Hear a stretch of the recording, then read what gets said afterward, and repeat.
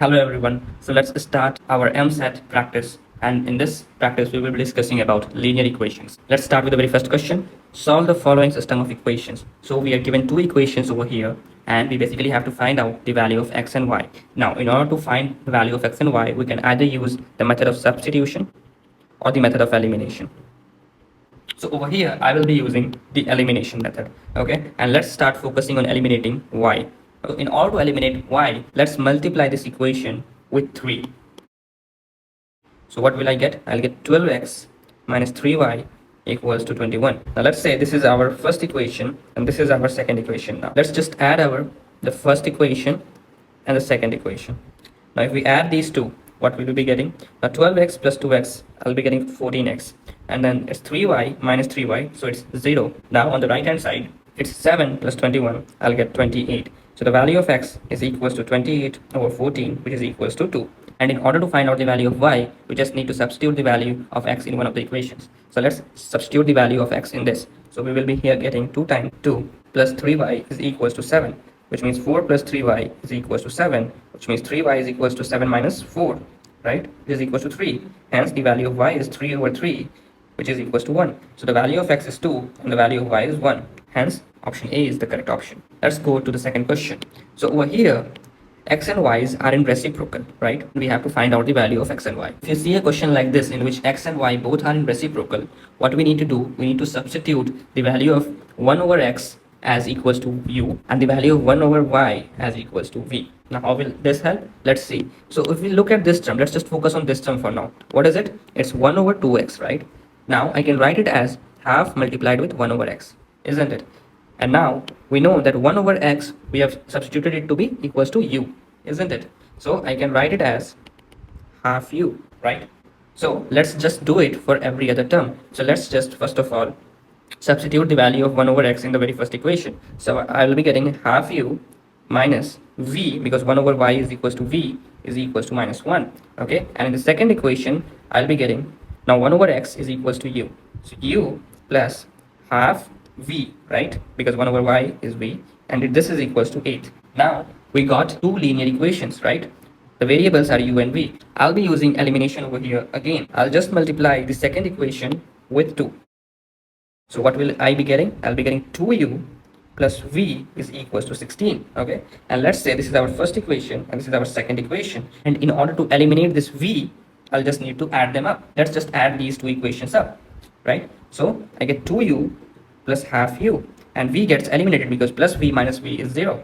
Okay, and this is equals to 16 minus 1, which is 15. So over here, what will I be getting? So I'll be getting 5u over 2 is equals to 15. This means 5u is equals to 15 multiplied with 2, and the value of u is equals to 15 multiplied with 2 divided by 5. So 5 times 3 is 15. So the value of u is 6, isn't it? So we got the value of u as 6.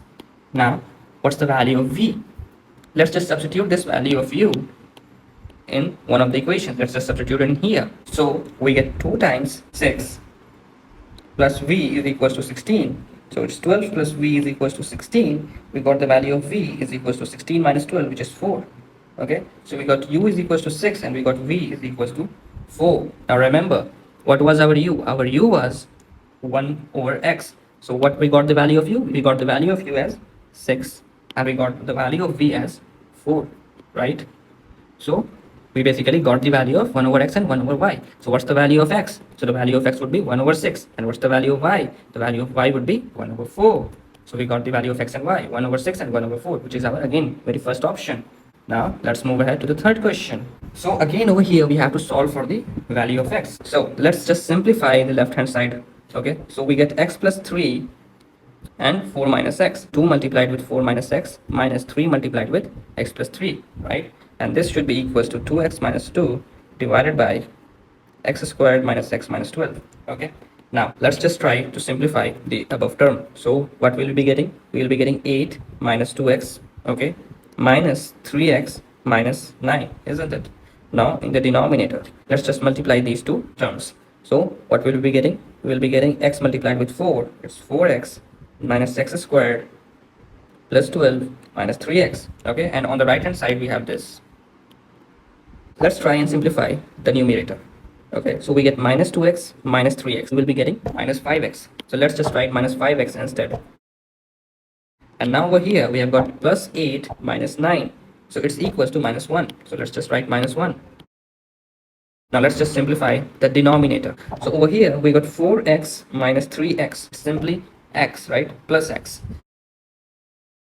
Now, if you observe enough, you will see that these two terms are quite similar. So to make it look similar, let's just place the x in between. So we just rearrange the terms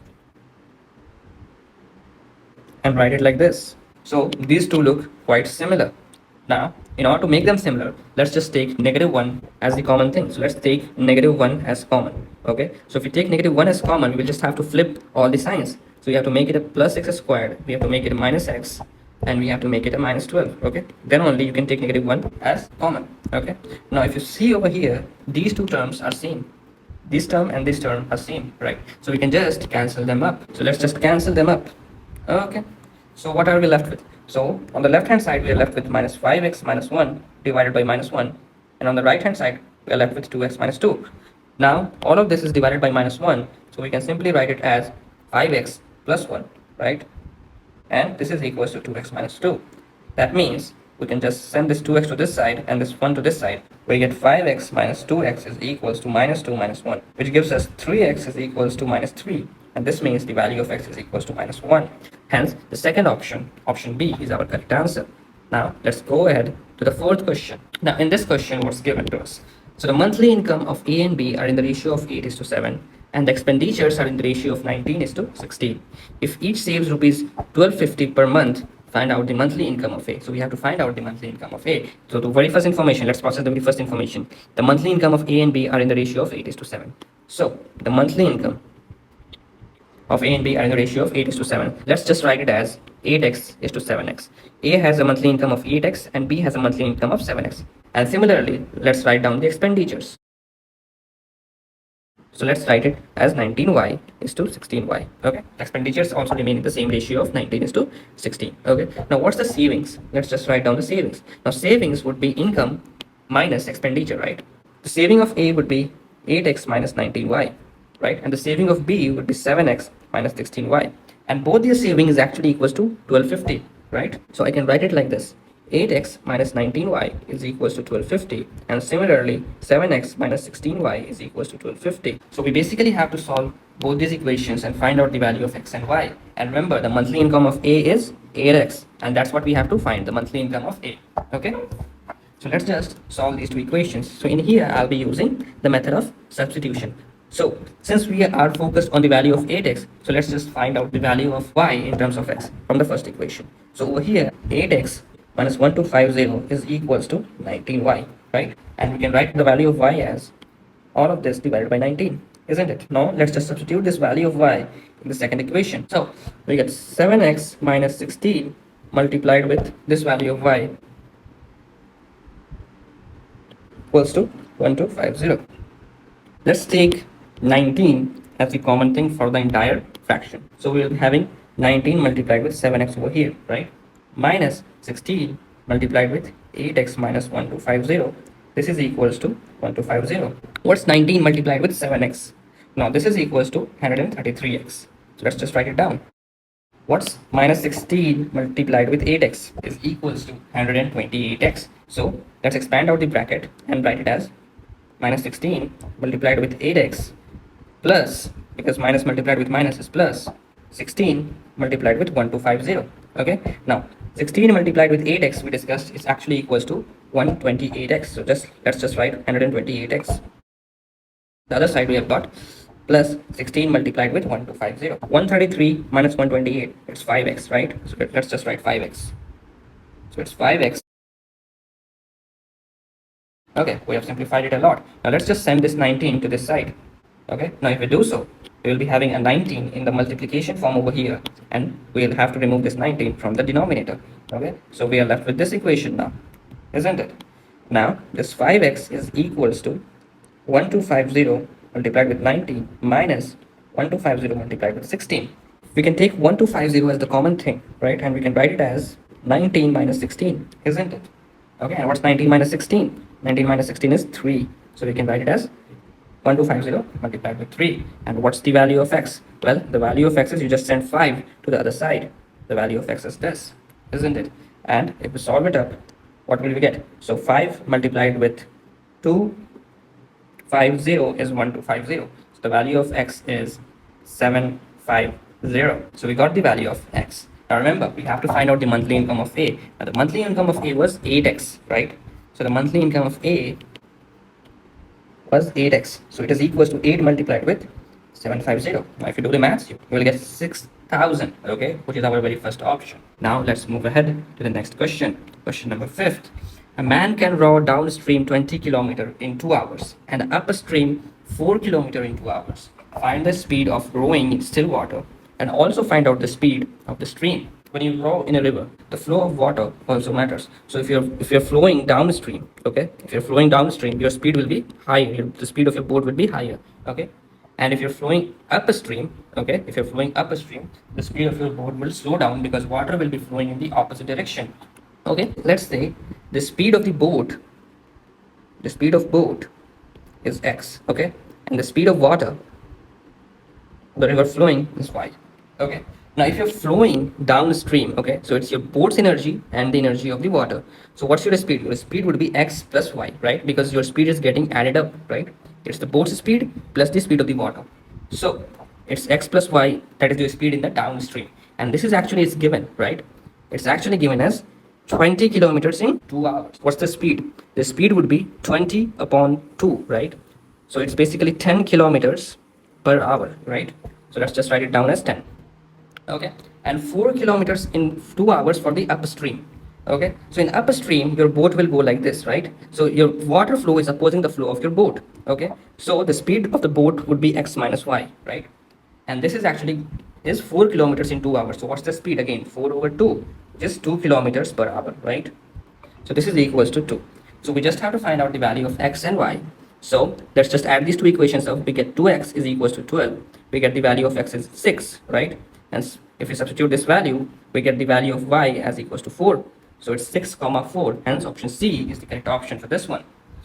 Let's see question number 6 now. The difference of two numbers is 4 and the difference of their reciprocals is 4 over 21. You have to find the numbers.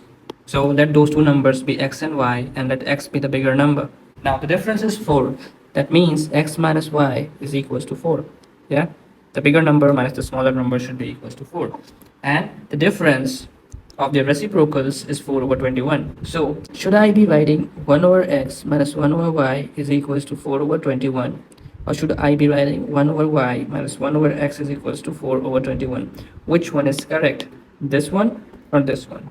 So it has to be the bigger number minus the smaller number because the difference is positive. Okay, so which one is big? 1 over x or 1 over y? We already know that x is the bigger number. This means 1 over x should be smaller than 1 over y, because if it's in the denominator is bigger, it becomes smaller. So the bigger number is 1 over y. Hence, this is the correct equation that you should be writing, not this one. So we have to solve for x and y from these two equations. Now let's further simplify the second equation. So I can write x minus y over xy equals to 4 over 21, isn't it? And we already know the value of x minus y from the first equation, right? It is equals to 4. So let's just write 4 instead. Now the numerator on both the sides is the same. So why not just cancel these two numerators out? Okay, so we are left with 21 is equals to xy. Now from the first equation, we can write x is equals to 4 plus y, isn't it? So let's just substitute this value of x in here. So we get 21 is equals to 4 plus y multiplied with y. Okay, which means 21 is equals to 4y plus y squared.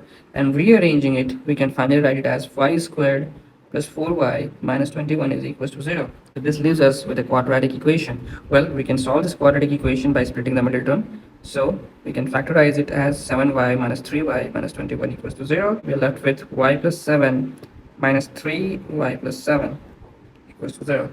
So this is our factorized form of the equation. So this leaves us with value of y is equals to 3 and value of y is equals to minus 7. Now if the value of y is 3, what's the value of x? I'm going to write down the value of x using green color. So we know from over here that x is equals to 4 plus y. So we just add 4 to the value of y in order to get x. So if y is 3, the value of x would be 7. Okay, and if y is minus 7, the value of x would be minus 7 plus 4, which is minus 3. So this is x and this is my y. Okay, so it's either 3 and 7 or minus 7 and minus 3. So let's see our option. Okay, 3 and 7 is there in the option, hence option C is the correct option. Now let's move on to the question number 7. To find the value of k for which the given system of equations has infinitely many solutions. So when do we have two equations and they have infinitely many solutions? Well, that is only possible if both the equations are identical. So this means if you have two equations, something like this, a1x plus b1y plus c1 equals to 0, and the second equation is a2x plus b2y plus c2 is equals to 0, then it means that this second equation is nothing but the first equation, but it is obtained by multiplying the first equation with some number. Okay, so this means the ratio of the corresponding terms will remain the same. So this is the case when they have infinitely many solutions. So we can compare it over here. So over here the value of a1 is 1. So I can write 1 over k plus 1 is equals to k plus 1 over 9, and this should be equals to minus 5 over 1 minus 8k, isn't it? Okay, so first of all, let's find out the value of k from this equation. So let's just cross multiply. So we get 9 multiplied with 1 is equals to k plus 1 multiplied with k plus 1, so it's k plus 1 whole squared, isn't it? So it means that k plus 1 is equals to plus minus square root of 9. What's the square root of 9? Square root of 9 is 3. So k plus 1 is equals to plus minus 3, which means the value of k is equals to minus 1 plus minus 3. So I'm left with minus 1 plus 3 or minus 1 minus 3. We get the value of k as 2 or the value of k as minus 4. So these are the two possible values of k. Now we have to check if this value of k fits in here and satisfies this equation. We're talking about the third term now. So what if the value of k is 2? So if the value of k is 2, we will be left with minus 5 over 1 minus 8 times 2 is 16, right? So we will be getting 5 over minus 5 over minus 15, so we will be getting 1 over 3, isn't it? Now if we substitute the value of k equals to 2 in this or this equation, it should also give us 1 over 3. So let's substitute it in the second one. So we get k plus 1 over 9. Okay, so we can substitute the value of k is 2, so we get 2 plus 1 over 9, we get 3 over 9, and this is also equals to 1 over 3. Okay, so obviously this was equals to this, so all three will be equal if the value of k is 2. Okay, now let's see if it works for the value of k equals to minus 4. Now if the value of k is minus 4, what is going to be the value of this thing? Well, if we put minus 4 in here, we get minus 5 over 1 minus 8 times 4 is 32. So we get minus 5 over minus 31, which is equals to 5 over 31. Okay, now let's put this value of k, which is minus 4, in the second one, in this equation. So we will be getting minus 4 plus 1 over 9. So we will be getting again minus 3 over 9, which is equals to minus 1 over 3, which is different from 5 over 31. Since these are not matching, we will say only this is the correct value of k. The value of k is equals to 2. Now let's move ahead. So we have to find out the value of a plus b plus c if we are given these three equations. Now this is a question of observation. So we just have to find out the value of a plus b plus c. So let this be our first equation, let this be our second equation, and let this be our third equation. Let's add these three equations. Okay, now if we add these three equations, what will we get? We will get a plus b plus b plus c plus a plus c, right? On the right hand side, we will get 29 plus 45 plus 44. On the left hand side, we have got two a's, I've got two b's, and I've got two c's.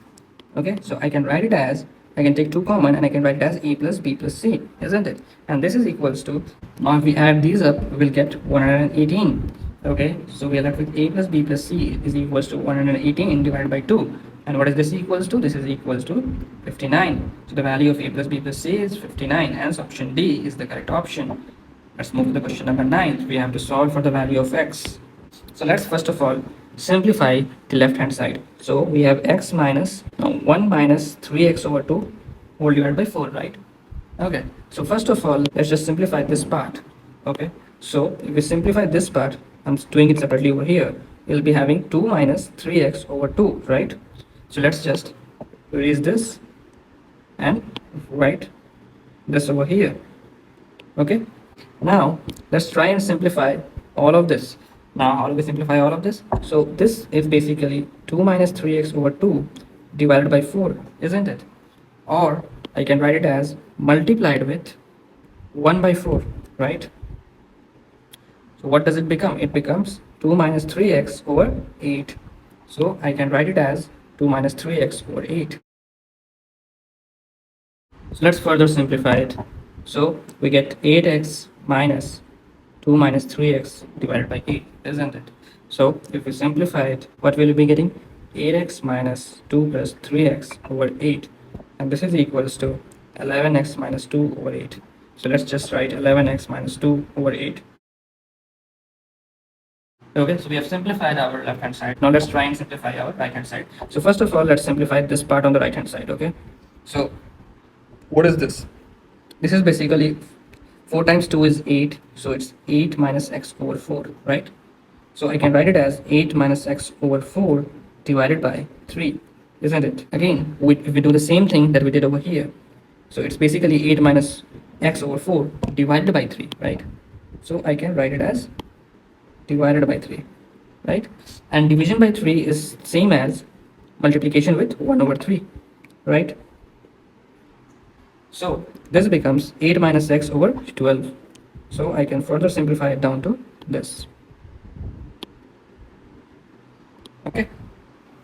And since the denominators over here are the same, so I can further simplify it as 8 minus x minus 11. So what do we get from here? We get minus 3 minus x over 12. We get minus 3 minus x over 12. So instead, let's just write it down. Let's just write it down over here. Now we can simplify our denominator. And now let's just cross multiply. So we'll multiply 3 with this and we will multiply 2 with this. It's 3 multiplied with 11x minus 2. And this should be equals to 2 multiplied with minus 3 minus x. So we get 33x minus 6 is equals to minus 6 minus 2x. So minus 6 is there on both the sides, right? So let's just cancel it out. Okay, so what are we left with? 33x is equals to minus 2x, or I can say that 35x is equals to 0, which means x is equals to 0. So the value of our x is 0. Hence, option A is the correct option. Now, let's move to our last question. 2 times a number decreased by 12 equals to 3 times the number decreased by 15. Let the number be x, okay? So 2 times a number, it means 2x, decreased by 12. Let's subtract 12, okay? Equals, so let's put in the equal sign. 3 times the number, so let's multiply it with 3, so 3x, decreased by 15. Okay, so we have to find out the number, we have to find out the value of x. We can very well find it out. So let's just send this 2x to this side, and let's just send this minus 15 to this side. So we have 15 minus 12 is equals to 3x minus 2x. Over here I get my x, and over here I get 3. So the value of x is 3. Hence option C is the correct option. And that is it.